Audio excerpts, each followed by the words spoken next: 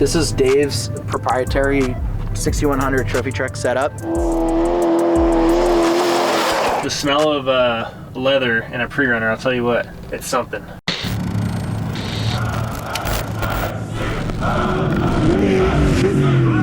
What's up guys? We are here in beautiful Johnson Valley over at Lasertown. We are in the process of setting up our pre-runner paradise, second annual over here at Lasertown.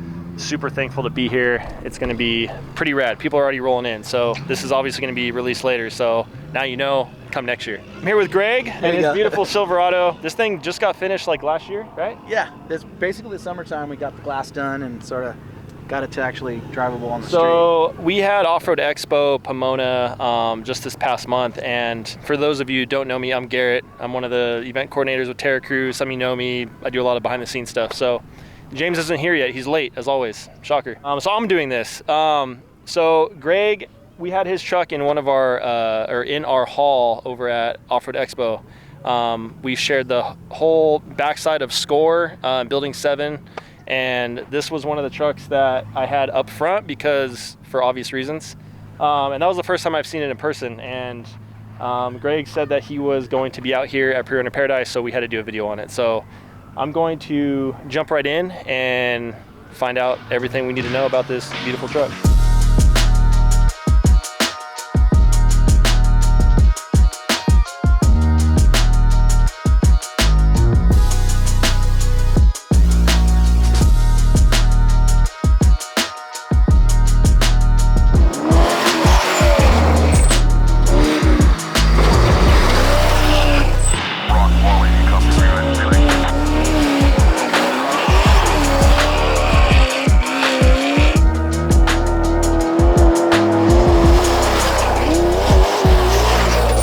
Was it bone stock when you had it? How'd you build it? I had an idea that I wanted to do an I-beam Chevy because I saw some cool I-beam Chevys. I wanted a big pre-runner. I always had a buggy. So I went to Dave at JD Fabrication and said, hey, will you build me an I-beam Chevy? He was like, sure, I'll build it. I got a cab from a neighbor, a complete truck. It ran. It was actually a C-Max. It had a legit motor in it. Like, it was a perfect truck. And we started tearing it apart. And then just like every other project, it kind of snowballed into this. The next thing I know, it's not an I-beam truck. It's a full center mount and there is no more frame. Yeah, that's usually the way it goes. He grafted everything on there and it's... So he did the true snowball. I mean, this thing it's perfect. I mean, full tube chassis. This thing is gorgeous. I have a 2013, same body style. What year is this truck? 2008. 2008. So same body style. You have a 2000 what front end? So it's a 2014 glass that we converted to work with the 2018 grill. Cool. And then we cut the grill down and just sort of streamlined it because normally they drop like all the way down to here if you ever look at the 2018s. Right. So we just chopped it, put the lights in it, and just to get that real higher clean clearance. Yeah, well, real I mean, high you can clean tell look. too because the center of the grill, it almost looks lower even though it's not, but it's cool. Super clean, aggressive. You got the Baja Designs Onyx 6 in there. And then you got some Squadrons in there, it looks like. Those or are XL80s? XL80s. XL80s, yeah. All the boys at Baja Designs, great package. And what's the front suspension on this? You said it was built by JD, right? All JD, Fab? yep. Dave Cool. at JD did everything. It's got like, you know, the radiators, Ron Davis, suspensions, all King 4.0s. This is Dave's proprietary 6100 trophy truck setup that he kind of customized for this truck because it's a little heavier. It beefed it up here and there where he felt like it needed to be. It's a little heavier duty than his normal off-the-shelf stuff. Right. Well, this is trophy truck stuff. So you got Howe steering in there. Yep, normal big Howe rack, and then trophy truck pump with the bypass valve. And for cooling, we ended up going with a C-Trap cooler as opposed to the traditional round one. So the C-Traps work a little better. They can handle the pressure, no problem. I got that from a buddy who does short course, and he was like, you know, put those on, they work real good. So we have one of those too. Rad. And then what size shocks? 4.0 bypass and 3.0 coilovers. And then what exhaust package is that? So all the headers were done with from RPM Muffler over in Oceanside. Richard does a phenomenal job. He's done all my cars, and he does he does everybody's cars, but this thing has a sound that is very unique. Yeah, and they look nice and tight and packaged super well. Really well done, yeah. It's a lot easier to work on than the old 1450 truck, I'll tell you that. Yeah. And how much travel does this thing have in the front? So the front end's right around 24, and the rear is about 27. And then these are 40s too, so Yep, 40s. big 40s. I mean, big old 40-inch tires on this thing looks normal. I mean, are you kidding me? And one thing that stands out is obviously the bed sides. So these are custom, right? Yeah, so they didn't make a bedside that worked with the wheelbase. We shortened the wheelbase quite a bit, and they sit right against the cab. So And you said this is Fiberworks? these are Fiberworks fiberglass. We took a 2003 bedside, and then we modified it. We cut out the double spare, and then had it reglassed in, and then I had the vent put in on the front. I have kids, so this is a provision so my kids can get in and out of the truck. So when you open this, it doesn't actually like... Oh, see? Function. Oh yeah, you'd never know. Always a reason for something. Whole rear, fuel cell, and then you said how much travel in the rear? So it's right around 27. 27. All the shocks are all outside the cab because I have kids and a family, and we wanted to make sure, you know, everybody could ride in there. So we kept the shocks out of the cab. They're 16-inch coilovers with an 18-inch bypass. 4.0s. 4.0s, yep. Yeah. And you got the exhaust popping out here, right in the middle. Yep. And we have shock temp sensors on all the shocks too, so I can actively whatever's running. Super cool. Yeah, this is nice. I mean, to keep everything packaged behind the truck and not inside, definitely to save space. It's a lot easier to work on too. Right. You know? Everything's accessible, nothing's hidden. Then you got the Baja Designs chase bar in the rear. Yeah, this is a recommendation from Richard actually at RPM Muffler, because he warned me when we go down to Baja and go pre-run, he's like, you want to take those bed sides off, but you need a tail light. So put that chase bar on, you can take the bed sides off so you don't rip them off on the rocks and all the bushes. Right. Really good advice, honestly. And then up top, that is a third brake light. That's from Evil Manufacturing. Okay. Get right off their website, it just bolts right in. That's what the, was that S2s in there? Yeah, yep, Cool. that's two dust lights. Sweet. Yeah, I know a lot of people are making those things now, and there's so many different kinds you can get specifically for this body style. I know Izzy makes one, dude up north, Drew's Fab, one of Black Hat Studios buddy makes one. All different styles, you know, three lights. This one looks like a 2 light, right? 2 S2s in there? 2 light, it's actually got reverse lights. So you throw it in reverse lights, so you can use them as bed lights or whatever you want. Right. And then it's got brake lights too. Sweet. So, and if you want to get real crazy, you can drill a hole and put a camera in there. Nice. And you got rock sliders, so you take this thing onto some 4x4 trails, huh? Do a little rock sliding down there? The rock sliders are a point of controversy, but basically every single one of these trucks have one thing in common. They all have just destroyed body panels and doors. And I put the rock sliders on because I like my doors. And I figured just pull the rock slider out, replace the tube. I mean, it's smart. They're super clean. They're low profile. They're tucked right below the door. I mean, very streamlined right there.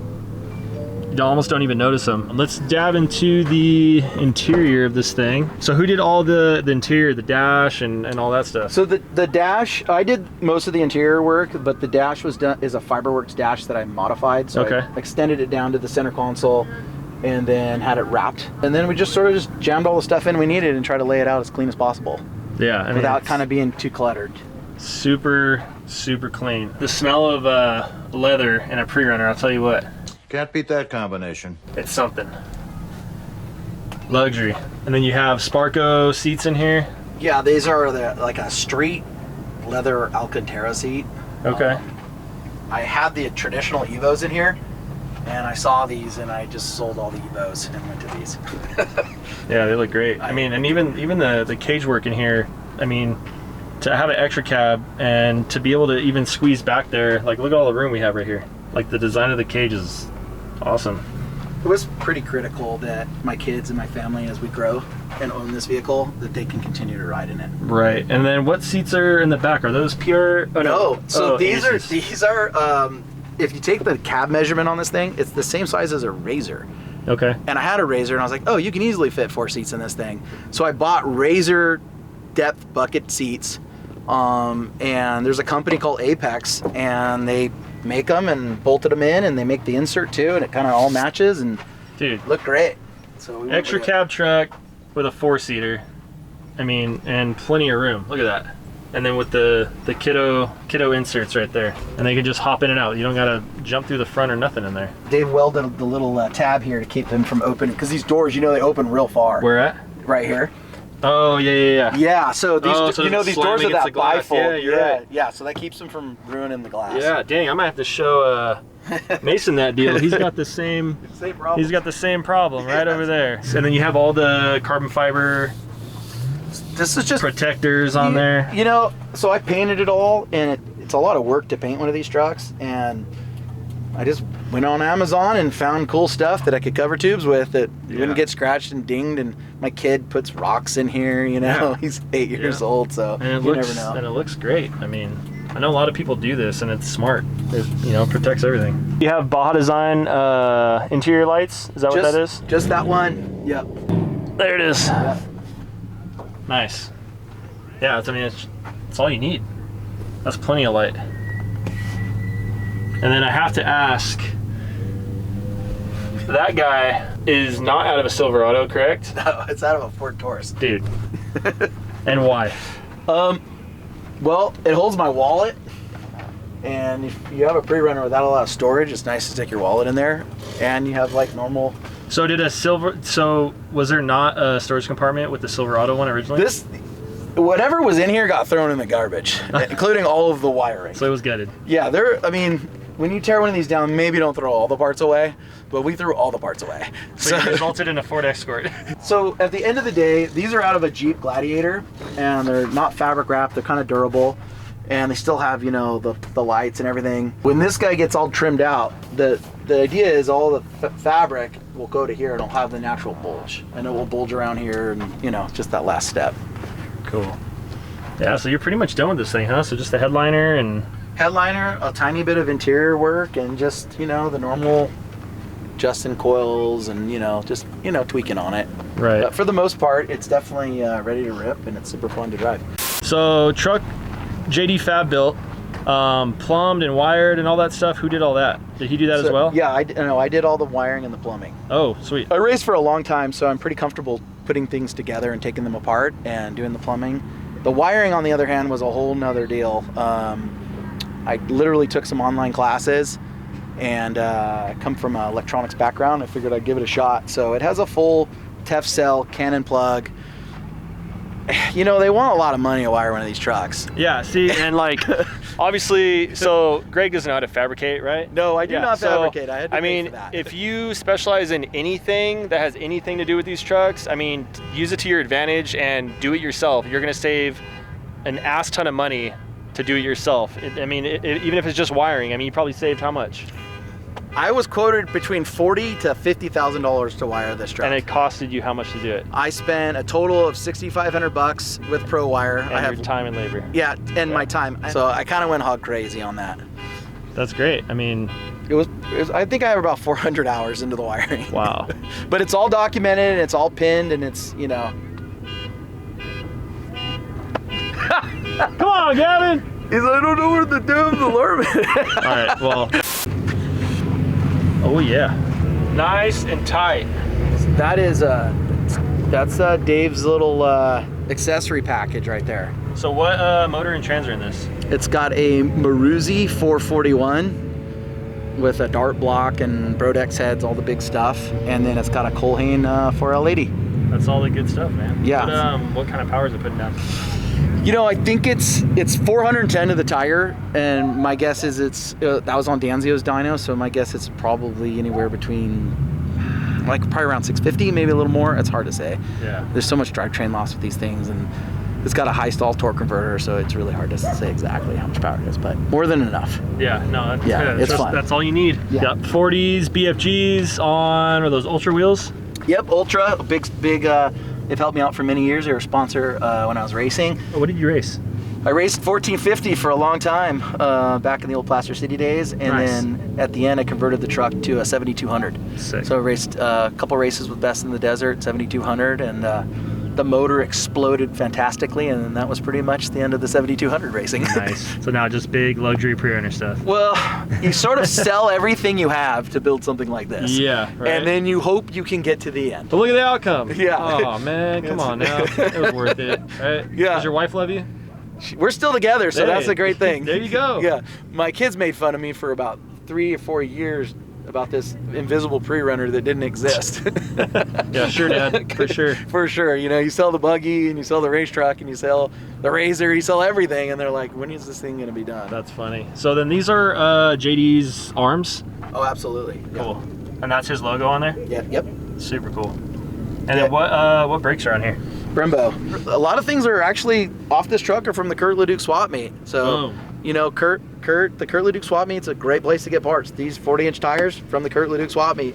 The brake package came from one of Voss's trophy trucks. They were sitting there for sale. I saw them and I was like, I'm gonna buy these. See, you don't have to buy brand new to build these things. I mean, used is your best friend, as long as it's reliable. Don't buy a used rack. Yeah. Never buy a used rack. They're always bent. There's certain things. The brake package, the rear end even, the whole housing, it's a Pro-Am Dirt Tech housing. I got that completely, it was brand new. And we got, I think I paid $1,600 for that complete housing, and it already had the gusset on it and everything. Nice. Yeah, he scored. Yep.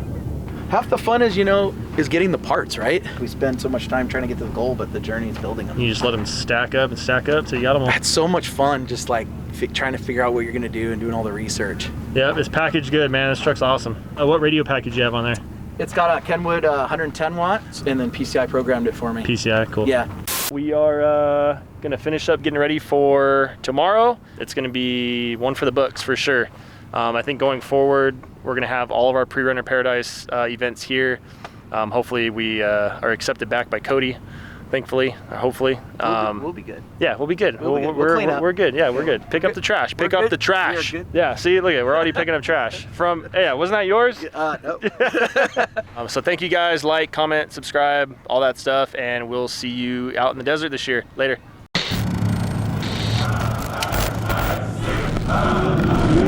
Shit.